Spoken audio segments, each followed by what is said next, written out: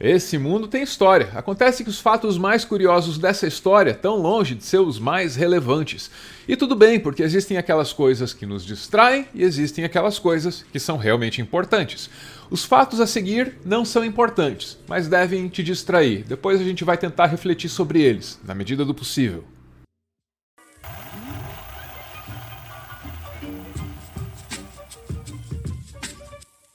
Em abril de 1941, durante a Segunda Guerra, quando os alemães bombardeavam o Reino Unido, a cachorra Juliana fez xixi em uma das bombas, desativando o explosivo e salvando a vizinhança inteira. Ela ganhou uma medalha que, em 2013, foi vendida num leilão por 1.100 libras. Também na Inglaterra e também durante a guerra, listras eram pintadas no gado. Por quê? Bom, tem toda uma explicação. É que os bombardeios deixavam as cidades, principalmente as interioranas, sem energia. Aí as vacas tentavam atravessar a estrada mal iluminada. Assim, acidentes ocorriam. Vacas listradas eram mais facilmente vistas pelos motoristas, que aí conseguiam desviar. Cerca de 7.000 línguas são faladas no mundo e 12% delas só são usadas dentro de Papua Nova Guiné, pequeno território na Oceania. Esses 9 reis europeus, que aparecem juntos nessa foto, estariam em guerra apenas 4 anos depois da imagem, tirada em 1910. O mestre Yoda aparece em ilustrações medievais, mas é bom pensar bem nisso, porque também pode ser o Grogu crescido. Normalmente a gente gosta de pensar na antiguidade como um tempo mítico e monolítico, e aí imagina todas as civilizações dos primórdios da história convivendo umas com as outras. Mas não se engane, tem mais tempo separando a construção das pirâmides do Egito do Império Romano que tempo separando o Império Romano da gente. Deu para entender? Eu vou tentar refrasear. As pirâmides do Egito eram mais antigas para o Império Romano que o Império Romano é antigo para a gente. A palavra abacate vem de uma palavra asteca que, por ser impronunciável para mim, aparece aí na tela. Ahuacacuahatl significa literalmente árvore de testículo, ou, se você preferir, pé de bago, que nem pé de laranja. Nördlingen é uma cidadezinha alemã bem bonitinha, com 20.000 habitantes. Essa cidade tem uma peculiaridade, ela está situada dentro disso que parece ser uma cadeia montanhosa perfeitamente circular. Na real, é a cratera formada pelo impacto de um asteroide 15 milhões de anos atrás, capital do meteoro. Heráclito, um dos maiores filósofos da humanidade, é o cara que disse ao mundo que ninguém pode entrar 2 vezes no mesmo rio, porque quando nele se entra novamente, não se encontra as mesmas águas. Era definitivamente um cara inteligente, mas que morreu de um jeito bem burro. Consta que ele tinha problemas de circulação sanguínea, o que fazia com que as pernas dele inchassem. Ignorando os médicos, Heráclito se enfiou dentro de uma gigantesca pilha de esterco, acreditando que o esterco drenaria a umidade acumulada no corpo dele. Morreu literalmente na merda. George Washington tinha sérios problemas de saúde bucal e aos 30 anos de idade já era completamente banguelo. O escritor John Adams escreveu que Washington perdeu os dentes mastigando as brasileiríssimas castanhas do Pará, o que é uma bobagem enorme. Hoje, a única das muitas dentaduras que foram usadas por Washington, e eu quis dizer a única que sobrou, a única que ainda existe, permanece na Associação de Senhoras de Vermont. Historiadores ainda debatem que materiais foram usados nas dentaduras de Washington. Ouro, com certeza. Marfim, com certeza. Dentes de escravo? Talvez, ainda está em debate. Embora todos considerem que a primeira estátua da Havan foi construída em Nova York, todos estão errados, porque, tecnicamente falando, ela fica no território de Nova Jersey. E falando em Nova York, em 1905 a cidade já contava com um maquinário específico para a limpeza das ruas. Aqui você vê a geringonça sendo puxada por cavalos. No Brasil, a limpeza pública é responsabilidade de profissionais chamados de garis. A palavra gari vem do nome Pedro Aleixo Gari, que durante o Império assinou com a corte brasileira o primeiro contrato de limpeza urbana do Brasil. Os garis, originalmente, eram funcionários do Pedro Aleixo Gari. Quando Einstein morreu, o médico que fez a autópsia do corpo roubou o cérebro na expectativa de estudá-lo. Thomas Harvey, esse é o nome do médico que roubou o cérebro, ele esperava descobrir a razão por trás da inteligência de Einstein e aí, de algum jeito, replicar aquela inteligência de maneira que o resto do mundo pudesse acessá-la. Ele queria criar outras pessoas tão inteligentes quanto Einstein. É claro que ele nunca descobriu nada, nunca conseguiu fazer nada, além de deixar a família de Albert Einstein muito irritada e com razão. Isso aí que você está vendo é o cérebro de Einstein do jeitinho que o Thomas Harvey o guardava, fatiadinho.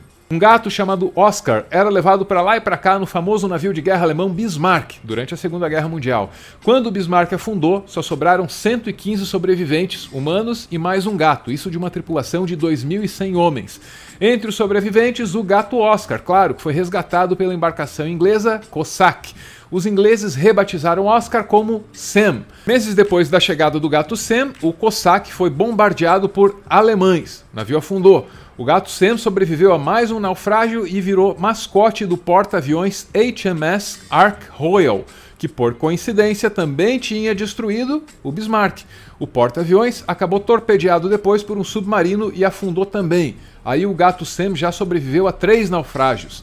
A carreira náutica do gato acabou depois desse terceiro naufrágio e aí ele ficou conhecido como Unsinkable Sam, o Sam inafundável. Esse gato teria morrido em terra no ano de 1955, embora existam algumas disputas entre os historiadores interessados na biografia desse gato. Dizem que a história pode ser lenda. Uns 500 anos antes de Cristo, o Império Aquemênida estava em guerra contra o Egito. Sabendo que para os egípcios os gatos eram sagrados, o exército Aquemênida levou gatinhos para o campo de batalha. Eles usavam os gatos como escudo e atiravam os bichos nos egípcios, que se viam obrigados a parar de lutar para socorrer os gatos. Quando te disserem que no amor e na guerra vale tudo, lembre dos Aquemênidas e dos egípcios, porque quando vale tudo, meu querido, vale até matar gatinho. No caso da guerra, veio uma coisa chamada Convenção de Genebra, então agora tem regra na guerra. Agora no amor continua valendo tudo, então o amor anda mais perigoso que a guerra, essa é a conclusão.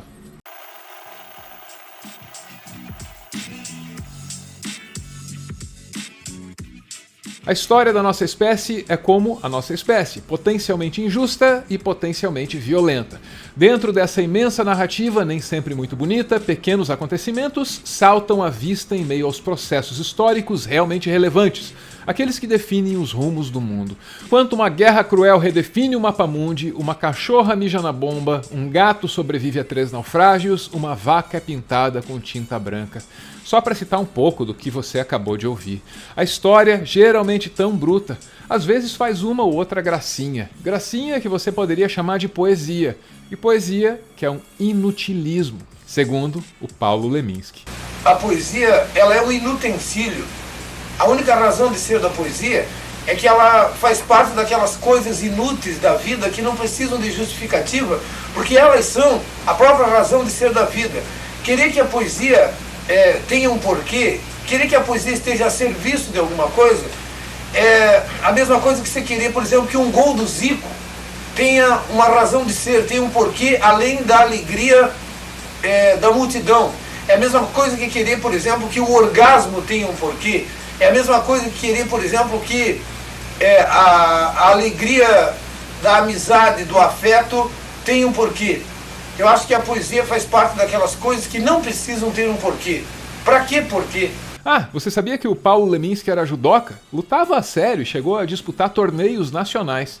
Agora você sabe. E você sabe também o que fazer com essa informação. Nada. Absolutamente nada. E tá bom assim.